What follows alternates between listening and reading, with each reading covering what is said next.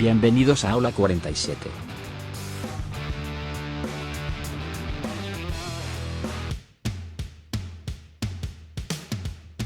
Actualidad.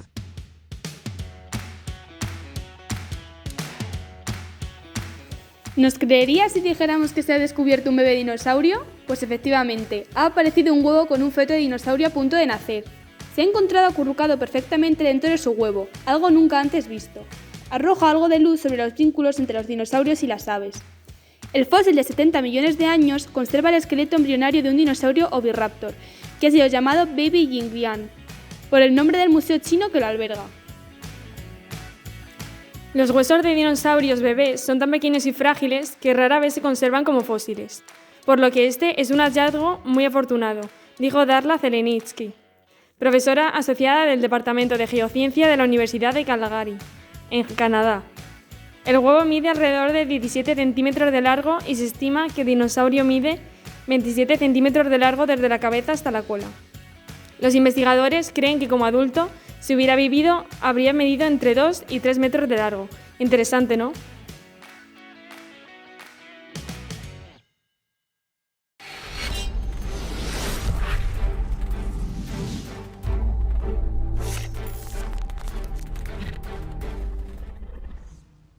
Entrevista.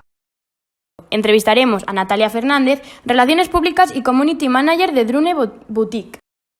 Os voy a contar primero mi trayectoria, lo que me ha llevado a este mundo. Yo hice en realidad la carrera de AD Internacional, que no tiene nada que ver, pero bueno, cuando estaba en el cuarto año me llamaron para hacer unas prácticas en Vogue y yo entré bajo el mando de Marta Bajo, que es estilista de moda, y ella a su vez trabajaba para Belén Antolín y luego Juan Cebrián, que han sido los directores de moda de la revista. No sé si sabéis lo que es un director de moda, pero por ejemplo cuando tengo aquí algún ejemplo, cuando veis fotos de reportajes de moda, en este caso no sé si os suena, si sabéis quién es, Scarlett Kloss, la modelo. Entonces el director de moda se encarga de elegir a esa chica. En concreto hace un mood board de cómo la quieren vestir, lo que quieren enseñar, representar, qué marcas llevar, también qué marcas pagan por estar ese mes en la revista. Y bueno, pues estábamos bajo su tutela, ¿no? Entonces, pues a través de Vogue yo conocí a Manolo Blahnik. La empresa me ofreció llevar la comunicación en España, estuve 3 años y medio y bueno, pues yo empecé allí como Relaciones Públicas, la verdad que me encantó, porque nada más entrar tuvimos la exposición de Manolo Blahnik en Madrid, que fue en el Museo Nacional de Artes Decorativas, que ya ni me acordaba, pero estuvo muy guay, hizo récord de visitas del museo, y fue impresionante empezar con algo así, conociendo al propio Manolo en persona. Entonces, pues es muy gratificante ver eso, ¿no?, en persona. Nosotros el trabajo de un PR básicamente es saber a qué público nos dirigimos según la marca. Muy importante saber que no es lo mismo un Gucci como pueda ser un Malababa. El enfoque y el cliente al que vamos a llegar pues son totalmente distintos. Entonces tenemos que saber a través de qué medios llegar a ellos. A mí, por ejemplo, desde Manolo Blahnik me pedían siempre enfocarme más en revista que en redes sociales. Entonces yo al final pues contactaba con los medios Vogue, Harper's Bazaar, todas las cabeceras de moda, incluso luego salió un Hola Novias y estábamos muy contentos porque salían unos reportajes impresionantes. Y también nosotras, lo que hacía era una creación de notas de prensa que se reenvía a todos esos medios para que puedan conocer la colección o a qué nos dedicamos o pues nuevo producto que vaya saliendo de forma de temporadas, o bueno, también lo que sea cada marca. Por ejemplo, ahora me voy un segundito. Ahora yo estoy en Drum Boutique, que es una agencia de comunicación, y hay marcas que no van por colecciones. Entonces, tienes que ir viendo una nueva manera de contar qué es esa marca o cosas nuevas que vayan surgiendo, aunque no tengan nuevas colecciones, porque es verdad que tienes que estar siempre en la mente del periodista, persiguiéndoles para que te saquen lo más posible y que haya más visibilidad de la marca, que es lo que se busca al final en ese trabajo. Entonces, volviendo a las notas de prensa, nosotros lo que hacemos es crearlas, las enviamos a los medios y luego hacemos un seguimiento. Ese seguimiento se junta todo en un clipping, que es el lenguaje que se usa, para mandarles pues esos resultados a la marca que te contrata o bueno, a tus jefes, que se dice. Entonces, yo también, como os comentaba antes de Juan Cebrián, para todos estos shootings, ellos necesitan prendas. Yo en Manolo contaba pues con un armario lleno de zapatos. A mí me llamaban y me decían, tengo un shooting inspirado en España. ¿Qué tienes?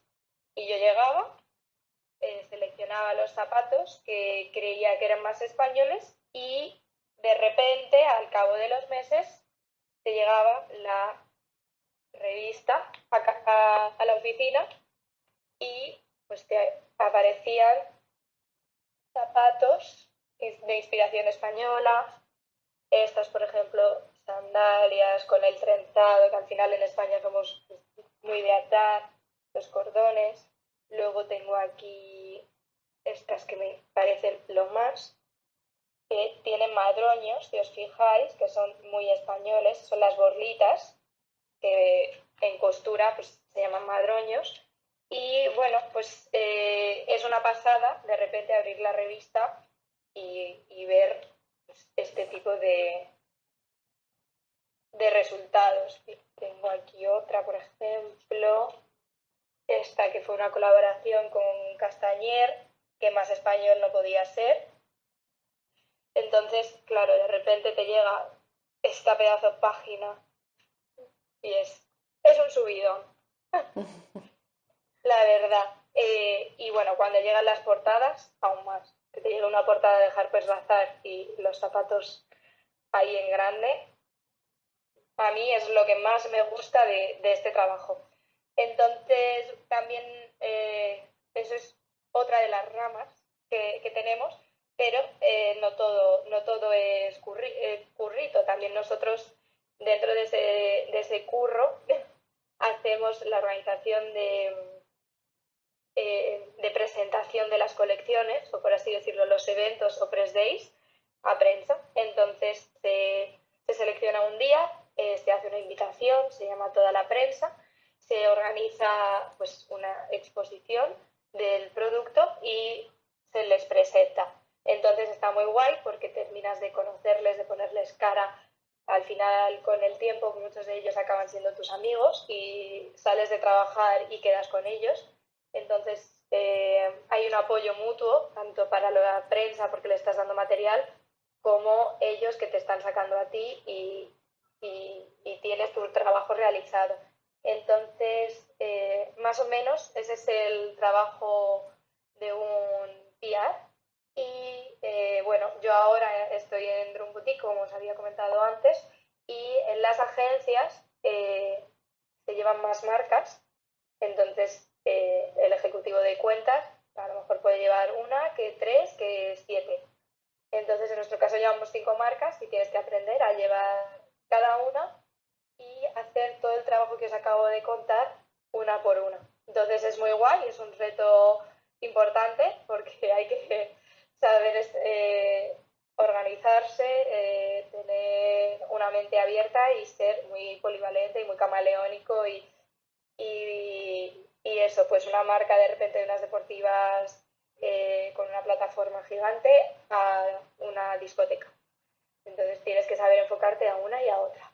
Y bueno, más o menos eso es todo. No sé si tenéis tenéis alguna pregunta o si habéis visto algo que os interese o... Pues qué interesante. Y teníamos algunas preguntas respecto a este trabajo y cómo está enfocado en el mundo de la moda. Y una era que describieras con 3 palabras, o bueno, las que necesites, cómo es el mundo de la moda por dentro y qué nos sorprende a los compradores, por así. A ver, es un mundo muy competitivo, muy difícil, pero también es muy gratificante. Una vez que consigues estar dentro, ya te digo, es bastante difícil. Yo tuve suerte.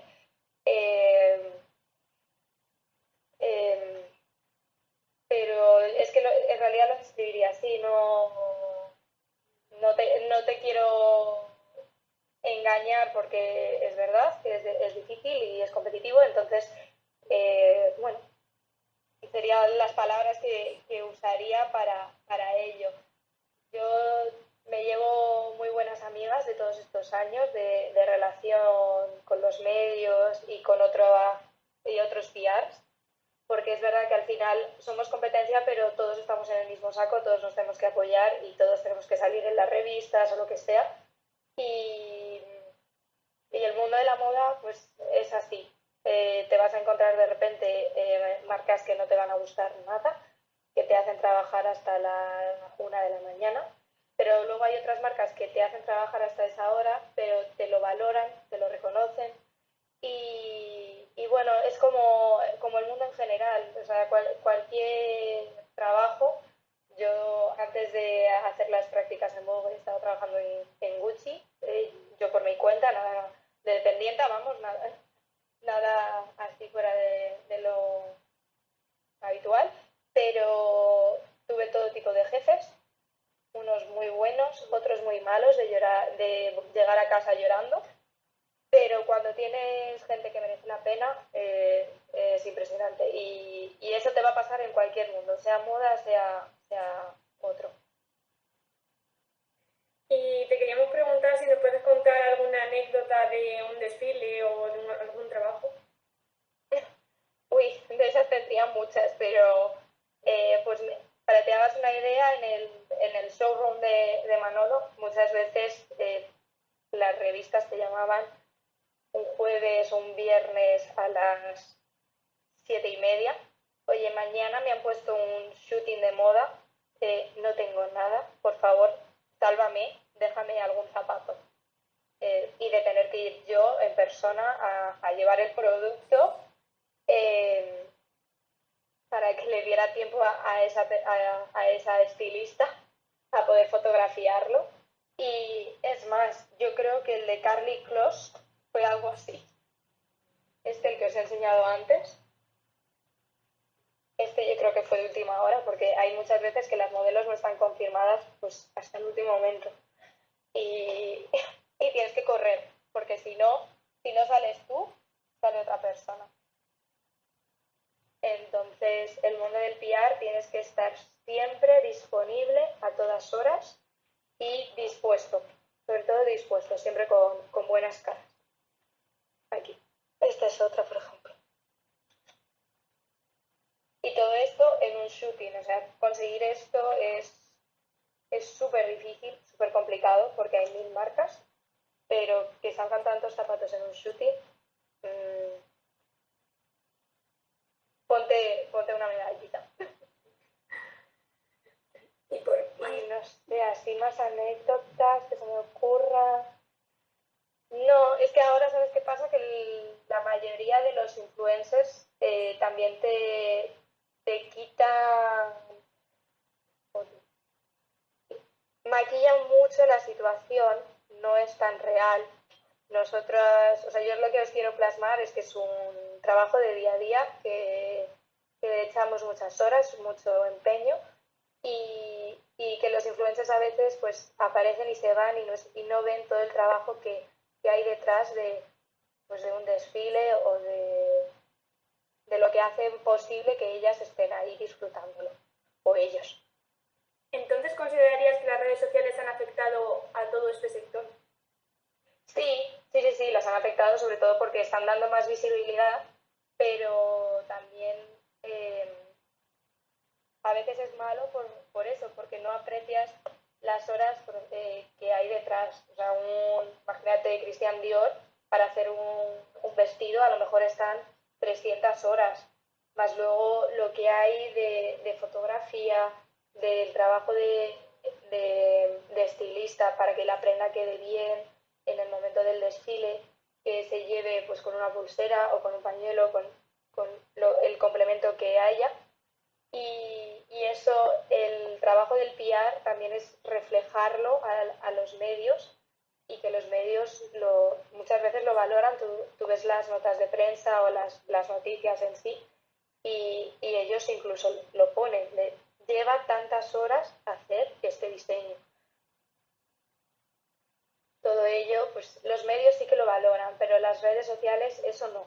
Ven lo bonito que al final es el trabajo y de tantísima gente unida en equipo. Entonces sí. ¿Y qué consejo darías a estudiantes como nosotras que quisieran dedicarse al mundo de las relaciones públicas o la moda? Que intentéis empezar cuanto antes, que conozcáis el mundo desde abajo. O sea, yo empecé de dependienta y es lo mejor porque muchas veces te das cuenta, pues, a ver, os pongo así como un ejemplo. Si tú ves el catálogo, le tienes que enseñar a alguien el catálogo de la marca, de repente tú puedes ver pues errores o cosas que puedas mejorar, o que le dirías al de arriba de cómo comunicarlo, de qué es lo que busca el cliente. Todo eso, por ejemplo, en Gucci se hacía, nosotros hacíamos unos resúmenes, se lo pasaba por una cadena de mando hasta llegar pues a la persona de prensa, y luego se notaba, porque yo hubo un momento que se me unieron el trabajo en Gucci con las prácticas, y yo en las prácticas hablaba con el departamento de moda de Gucci, y veías que el trabajo de tienda llegaba al otro lado. Entonces ves como una empresa bien organizada o con un equipo que se preocupa y que echa muchas horas, pues está al pie del cañón. Entonces os diría eso, que empecéis desde abajo para que podáis ver todos los pasitos que dan lugar a ese trabajo de PR, porque también tú tienes que saber el producto y valorar también la venta que hay a futuro después de tu trabajo.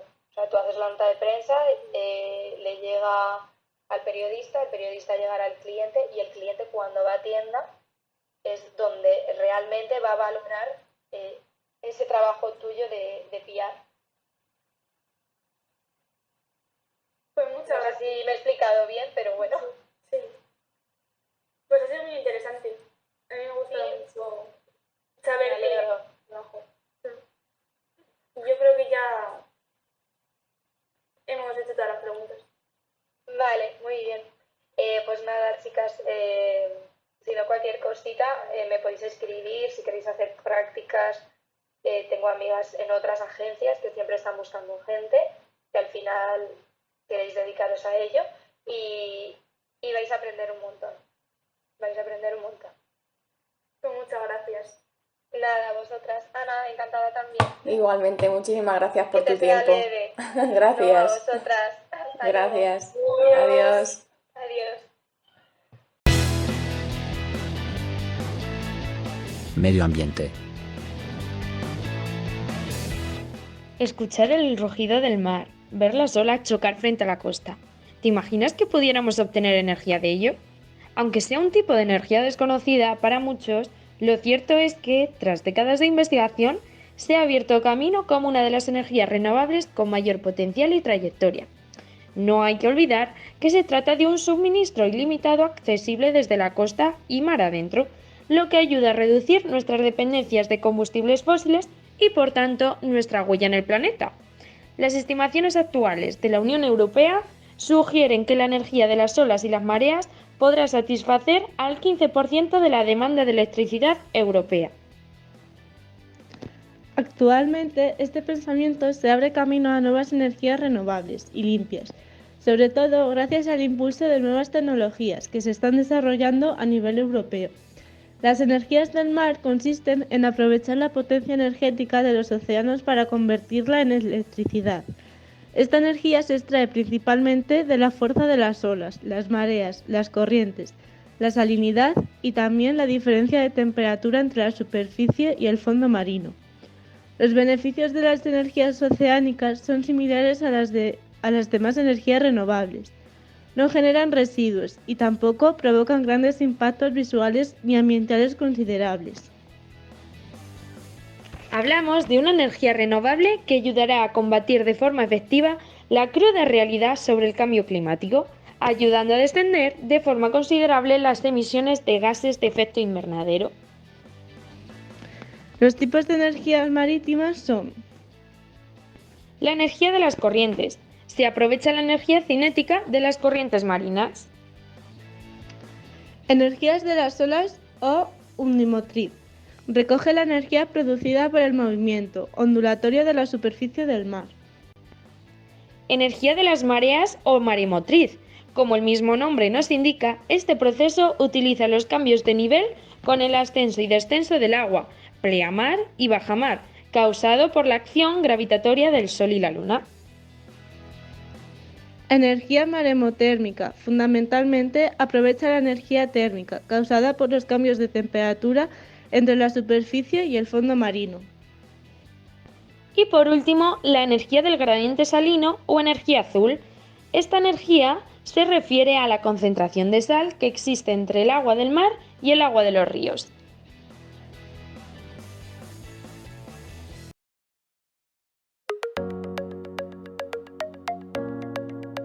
Déjate de historias.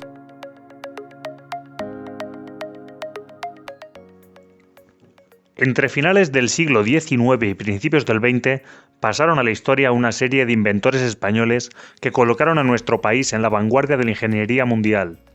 En aquellos años, Leonardo Torres Quevedo inventó transbordadores y el primer aparato de control remoto del mundo.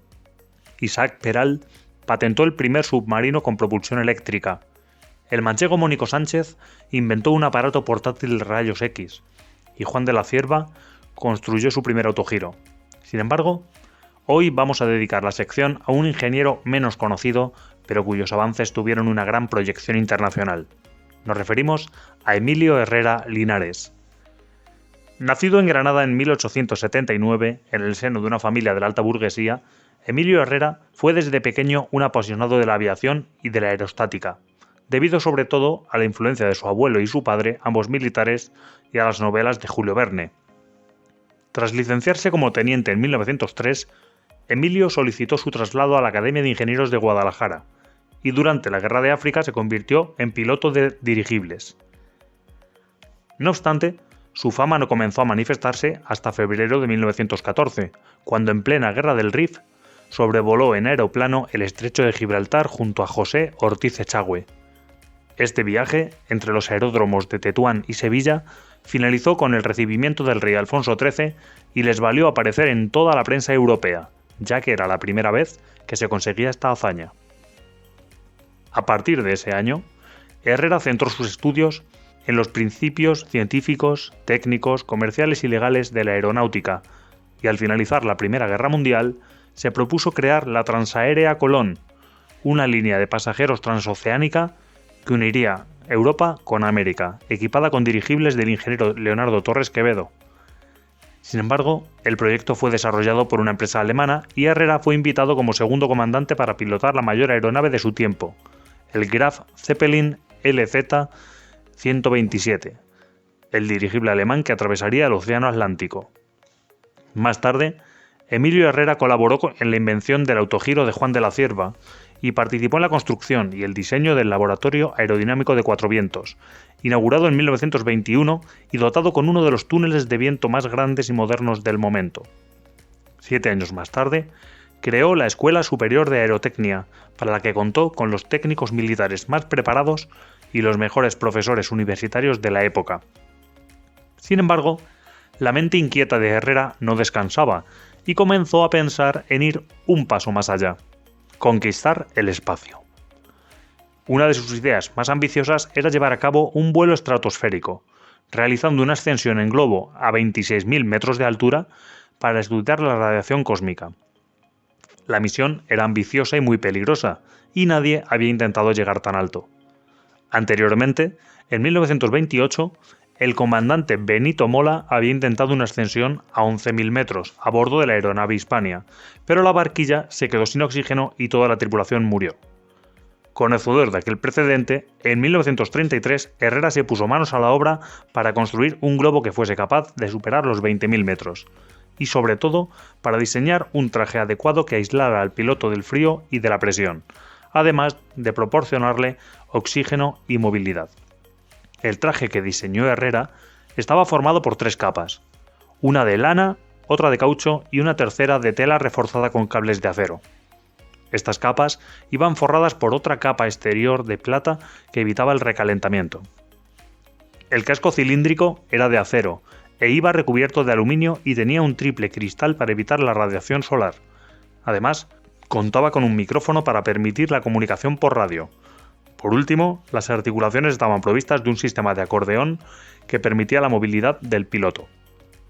El proyecto seguía adelante. Todo estaba preparado. Pero, cuando estaban a punto de emprender el vuelo, el estallido de la Guerra Civil Española puso punto final al experimento. En aquel momento, pese a que Emilio Herrera era un monárquico devoto, juró fidelidad a la República y desempeñó lealmente sus funciones como director técnico de la aviación republicana.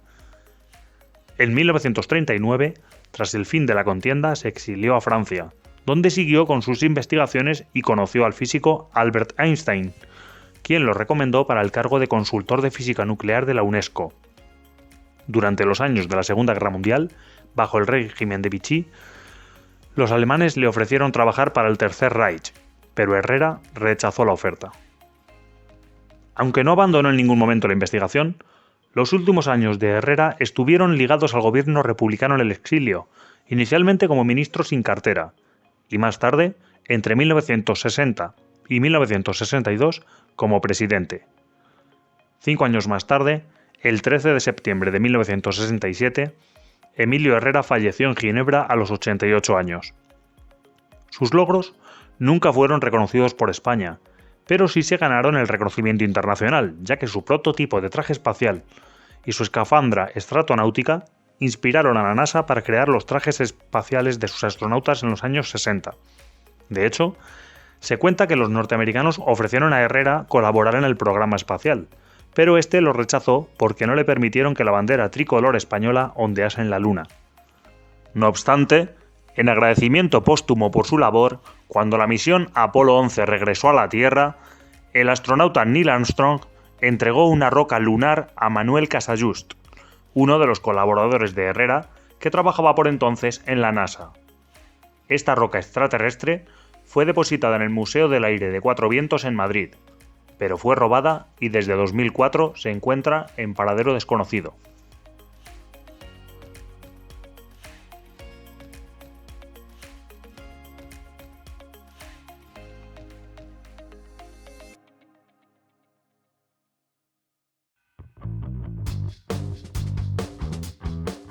¿Qué me dices?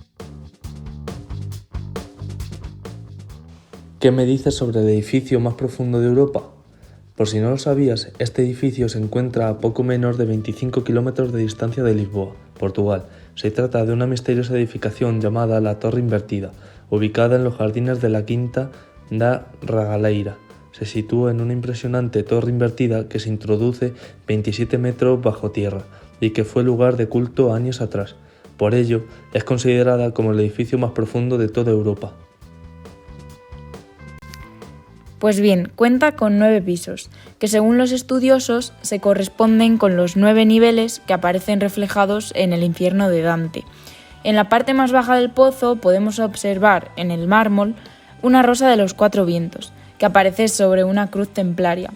Y a lo largo de la escalera encontramos 23 nichos, que no están dispuestos al azar, ya que se agrupan en 3 conjuntos, de 17, 1 y 5 tumbas, en referencia a 1715, fecha en la que fue levantada esta construcción.